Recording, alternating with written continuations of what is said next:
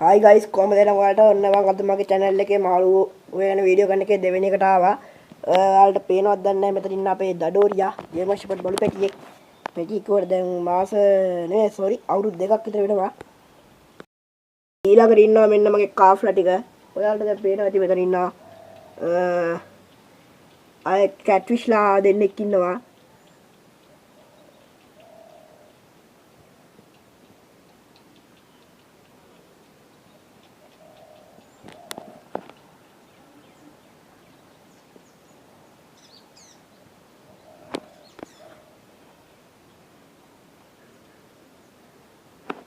හරි මම මේ ඉන්න මගේ කොරලියෝ තුන් දෙනෙක් ඉන්නවා. සාරිකා පිටික්කුයි මොලීලා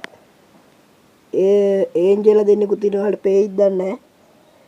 බලන්න පොඩ්ඩක් පේනවද කියලා. මේ ජපන් ජබරගස් ටිකක් සල්විනියා ටිකක් එහෙම තියෙනවා. මේ මෙතන හැංගිලා ඉන්නවා. හරි මම වලින් වෙනනම් මගේ සාරිකා පිටිකක් පැටව දැම්මා. මෙතන මේ ඉන්නවා net එකට යටින් වැහිලා ඉන්න මම අතේ තියන් ඉන්න මම පෙන්නන්නම්. පැටව ටික නම් පේයිද දන්නේ නැහැ. මම ගේ ඇතුළට ගත්තා මොකද එළියේ පේන්නේ නැහැ. ඔය පේනවාද පොඩ්ඩක් එහෙම යනවා නිකන් ස්කෙඩියු ටිකක් වගේ. තාම පොඩි දැන් සතිය එකමාරක් විතර වෙන්නේ. දෙන්නේ නම් මාළු කෑමම තමයි කුඩු කරලා දෙනවා. වෙන කෑම දෙන්න නම් මට ඔයාලා දාන්න මොනවද දෙන්න හොඳ කියලා. මම දැන් මගේ පොඩි ටැංකියේ මේ දැල දා ගන්න ඕනි. මේක යකඩ වලින් හදපු එකක්. පොඩක් හරි නම් පොඩි ඇක්වේරියම් වගේ එකක් කුත් කරනවා. මේ මයි කාෆ්ලා ටික ඕනි එකෙක් ඉන්න හොඳ මාළු කාට හරි ඕන නම් කෝල් එකක් දෙන්න මම විකුණනවා.